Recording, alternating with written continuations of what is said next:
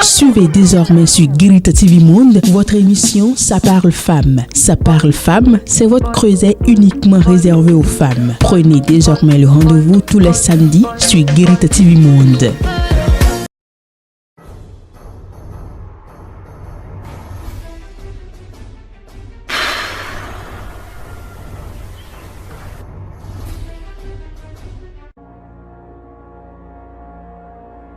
Mardi 24 mai 2022, amis internautes de Guérita TV Monde, très heureuse de vous retrouver sur Tout d'Horizon. Bonjour et bienvenue. Tout de suite, le bulletin d'information.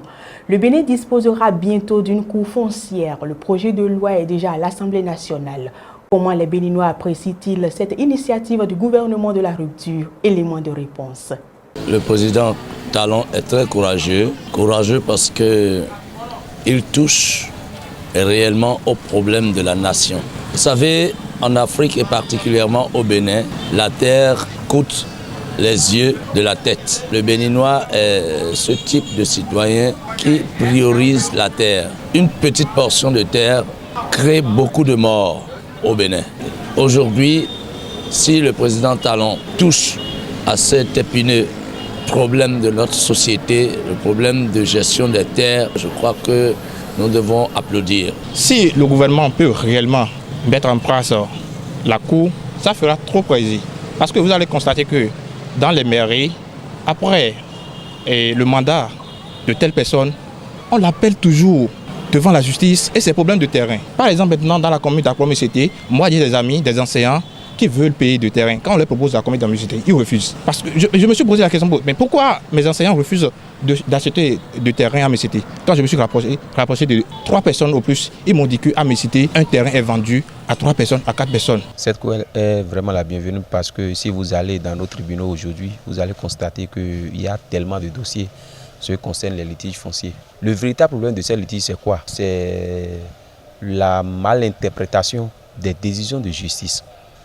Si on interprète mal une décision de justice, on aura vraiment des difficultés à s'en sortir. Ça d'abord, ça crée des problèmes.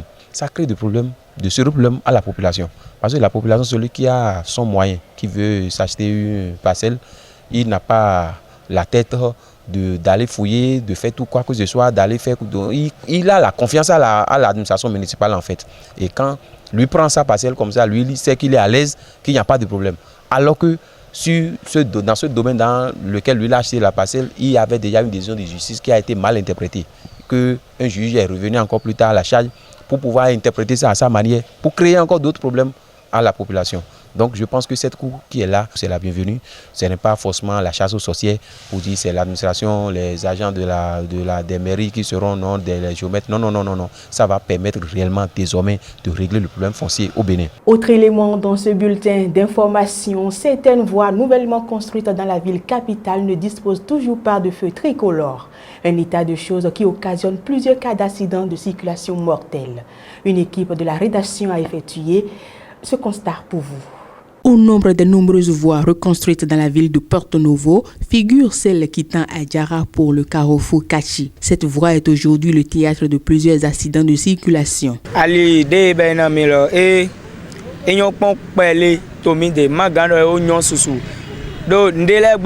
Cette voie construite dans notre localité est très belle, mais elle manque d'infrastructures telles que le feu tricolore pour être plus encore belle et profitable pour la population.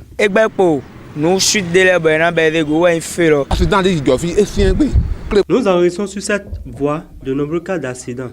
Cette belle voie est source de mort pour la population à cause de l'inexistence de feux tricolores.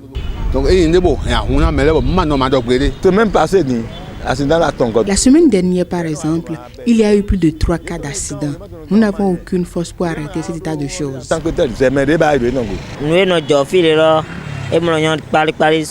Ce qui se passe sur cette voie est vraiment déplorable. Surtout ici au carrefour de Gankwevi, il y a trop d'accidents. Les populations riveraines déplorent cette situation et appellent les autorités au secours.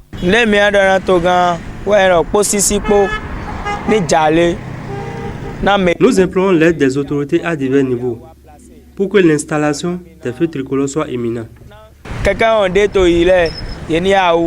respecté. Odié tomboya auto, yido, kamendide et jello. Nous invitons ceux qui ont réalisé la voie à venir nous installer des feux tricolores. Pour mieux régulariser la circulation et diminuer les cas d'accident, nous invitons notre président au secours. Pour un changement de situation, nous voudrions des feux tricolores. Une belle voie, c'est bien, mais des mesures sécuritaires pour le bonheur des usagers, c'est encore mieux. Fin de ce bulletin d'information sans transition. Écureuil U20 du Bénin, partis à Niamey en anonyme, ils sont revenus en euros. Suivons ensemble la chronique de Mas Gaspard Adjamossi pour mieux comprendre. Écureuil U20 du Bénin. Partis à Niamey en anonyme, ils sont revenus en héros. Le Bénin a participé par le biais de ses jeunes footballeurs au tournoi qualificatif UFOA B des moins de 20 ans. Démarré le 7 mai dernier, cette compétition a connu son épilogue le vendredi 20 mai par une prestation plus qu'honorable des écureuils U20 du Bénin qui ont perdu en finale face aux Super Eagles du Nigeria qui ont remporté le trophée. Les écureuils du Bénin n'auront donc pas démérité au cours de ce tournoi car par leur prestation, ils ont pu se qualifier pour la phase finale de la CAN de leur catégorie qui aura lieu en terre égyptienne l'année prochaine. Les poulains du coach Mathias Deguenin ont fait honneur à la jeunesse et au peuple béninois tout entier. Leur bilan comptable en terre nigérienne a dépassé largement les attentes placées en eux. En poule, les écureuils U20 du Bénin ont dominé le Togo et la Côte d'Ivoire 1-0 et ont tenu en échec le pays organisateur, le Niger, 0 but partout. En demi-finale, ce sont les étalons de Burkina Faso qui ont fait les frais de la bonne disposition tactique et de l'engagement des Béninois qui, bien que réduits à 10, ont gagné 2-1 pour retrouver le Nigeria en finale. Mais entre-temps, grâce à leur victoire sur les Burkinabés, les jeunes Béninois ont pu s'offrir leur ticket de qualification pour la CAN U20 2023 qui aura lieu en Égypte. Tout le mérite de cette prestation revient en premier plan à l'entraîneur Mathias Deguenin et à ses poulains qui ont vaillamment défendu les couleurs béninoises à Niamey au Niger. Mention spéciale également aux Béninois résidant en terre nigérienne qui se sont fortement mobilisés pour supporter la team nationale. Comme on le dit souvent, la défaite est orpheline, mais la victoire a beaucoup de géniteurs. La bonne prestation des écureuils U20 semble bien illustrer cette pensée. Ils sont partis de Cotonou pour cette compétition, Mathias Deguenin et ses poulains, dans l'indifférence totale et dans un anonymat complet. À peine ont-ils eu les moyens conséquents pour préparer au mieux la compétition. Selon nos sources, pour des prétextes de moyens non disponibles, on a failli les faire voyager par la route. C'est à croire que ce tournoi n'était pas une priorité, mais elle en est subitement devenue une depuis que les jeunes footballeurs et leur encadrement technique ont tout fait pour honorer le drapeau national à travers des prestations qui ont crevé l'écran dans toute la sous-région. Désormais, les discours officiels à la gloire des U20 fleurissent. Ils ont même eu l'honneur d'être reçus dignement à leur retour à l'aéroport international de Cotonou par des officiels qui ont promis. Partis donc à Niamey dans l'indifférence, que dis-je, dans l'anonymat, Mathias Deguenin et ses poulains ont forcé respect et admiration sur le terrain et sont revenus au bercail presque en héros. Ils ont ainsi donné une leçon de patriotisme et de bravoure à ceux qui les avaient minimisés au départ. Qualifiés de haute lutte pour la CAN U20 Égypte 2023, pourvu que les promesses soient tenues cette fois-ci et que de véritables moyens soient mis à leur disposition pour une préparation qui permette d'espérer de bons résultats lors de cette participation. Merci à vous, Mas Gaspard Adjamossi, pour cette chronique. Avant de recevoir Armand Chalogou qui est déjà sur ce plateau, suivons ensemble la pub. Envie de diffuser vos spots publicitaires pour impacter plus vos cibles? Chers annonceurs, votre télévision en ligne Guérite TV Monde vous propose des espaces sur ses meilleures émissions, à savoir Au téléphone, Tour d'horizon, Ça parle femme, la vraie version. Pour plus d'informations, contactez le service commercial au 00229 91 19 10 10. Guérite TV Monde, le leader de Web TV. Armand Chalogou, bonjour. Oui, bonjour, Fauzia Sefo. Merci pour votre présence renouvelée sur Tour d'horizon. On sera là tant que le besoin se fera sentir. À Machalogou, forum de discussion de ce mardi 24 mai 2022, nous allons nous intéresser à un homme politique, un acteur de développement, un homme pluridimensionnel. Il s'agit bien de Mohamed Sidi, que vous connaissez très bien.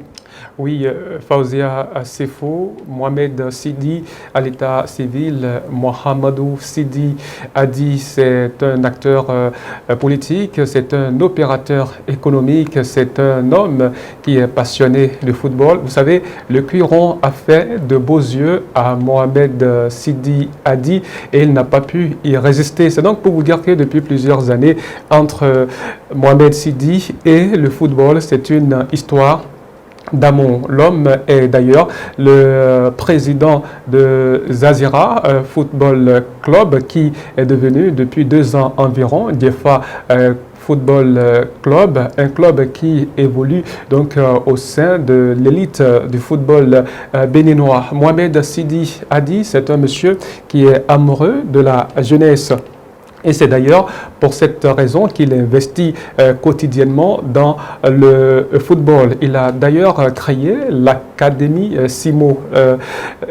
Cette académie donc est dans la ville de Parakou et ça offre aux tout petit l'occasion, l'opportunité d'aller se faire former en football. Et il faut dire que c'est un cadre propre, sain, qui permet donc aux enfants d'acquérir les compétences nécessaires en matière de football. Il a aussi prévu un tournoi de détection de tout petits dans les quartiers de Parakou, dans tous les quartiers de Parakou, donc pour permettre aux jeunes désireux donc de pratiquer le football, d'atteindre le haut niveau. Il faut dire que dans ce centre de formation, il y a des encadreurs très compétents. Il y a également l'entraîneur de Diefa Football Club qui, à des moments donnés, vient leur donner un coup de main. Bref, l'Académie Simo, c'est une référence en matière de centre de formation de football au Bénin et dans la sous-région. À Machalogou, outre le sport, il faut dire que Mohamed Sidi est aussi membre de l'Union progressiste dans la 8e circonscription électorale. Oui, vous faites si bien de le mentionner, Fauzia Sefo. Mohamedou Sidi Adi, pour ne pas dire Mohamed Sidi, comme tout le monde l'appelle d'ailleurs, c'est un acteur politique d'un certain charisme dans la 8e circonscription électorale. C'est vrai, c'est ce monsieur s'est engagé dans la politique depuis plusieurs années. C'est un monsieur qui a commencé avec des acteurs politiques comme Rachidi Gbadamassi. Et il faut dire que Mohamed Sidi est membre fondateur de l'Union progressiste. Il était aussi candidat aux élections législatives de 2019, si je ne m'abuse, oui, les élections législatives de 2019. Mohamedou Sidi Adi était deuxième sur la liste de l'Union progressiste dans la 8e circonscription électorale. Malheureusement, il n'a pas pu s'en sortir. Il était deuxième sur la liste. Vous savez, c'est Sakalafia qui était tête de liste de l'UP, mais le BR a raflé donc 3 postes de l'autre côté, raison pour laquelle Mohamedou Sidi Adi n'a pas pu se retrouver à l'Assemblée nationale. L'homme a participé également aux élections communales de 2020. Il faut dire que c'est quelqu'un en qui l'Union progressiste place sa confiance au niveau de la 8e circonscription électorale parce que c'est le chouchou de beaucoup de personnes dans la ville de Parakou. Lorsque vous allez vous rendre dans les quartiers comme Mandinan, Sinagoro, Wézé et autres dans le 1er arrondissement, dans le 2e comme dans le 3e arrondissement. On ne vous dira pas le contraire, Fauzia Sefo. Armand Chalogou, il est le chouchou des habitants de Parakou parce qu'il adore le social. Vous le savez bien. Effectivement, Mohamedou Sidi Adi, c'est un monsieur qui a donc le cœur sur la main. Il est très généreux. C'est un philanthrope et ce monsieur, il faut dire que depuis des années vient donc au secours des jeunes, des hommes et des femmes qui éprouvent le besoin dans la ville de Parakou. Mohamed Sidi Hadi a contribué aussi à la construction de plusieurs mosquées dans la ville de Parakou. Et il faut dire que chaque mois de Ramadan, c'est des milliers de sacs de riz que Mohamed Sidi fait descendre à Parakou en vue de soutenir les fidèles musulmans. Donc, pour ne pas discourir, Faouzia Assefou, c'est un homme vraiment très discret, mais qui fait quand même de belles choses, et la population de Parakou, la majorité de la population de Parakou est acquise à sa cause. Armand Chalougou, forum de discussion de ce jour, c'est terminé. Un mot pour conclure. Oui, merci à vous, Faouzia Sefou. Mohamedou Sidi Hadi, Mohamed Sidi, je crois que c'est un opérateur économique, comme je l'ai dit au début, un monsieur qui défend également les intérêts de la rupture de la 18e circonscription électorale, qui est dans la barque de la rupture depuis plusieurs années et qui ne compte donc pas quitter cette barque très tôt. Nous allons lui demander qu'en réalité, cette histoire d'amour qu'il entretient avec la jeunesse de Parakou surtout, ne soit pas conjuguée au passé de sitôt, que cette flamme ne s'éteigne pas dans un bref délai. Merci à vous, Armand Chalougou. C'est moi. À demain. À demain, Faouzia Sefou. On poursuit tout d'horizon et c'est le moment de rire. Ensemble, suivons la vidéo du jour.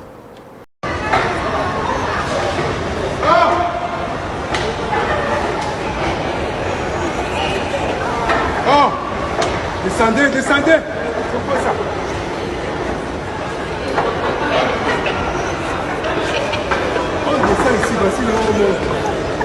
C'est terminé pour aujourd'hui. Toute l'équipe qui m'accompagne vous remercie de nous avoir suivis. À demain.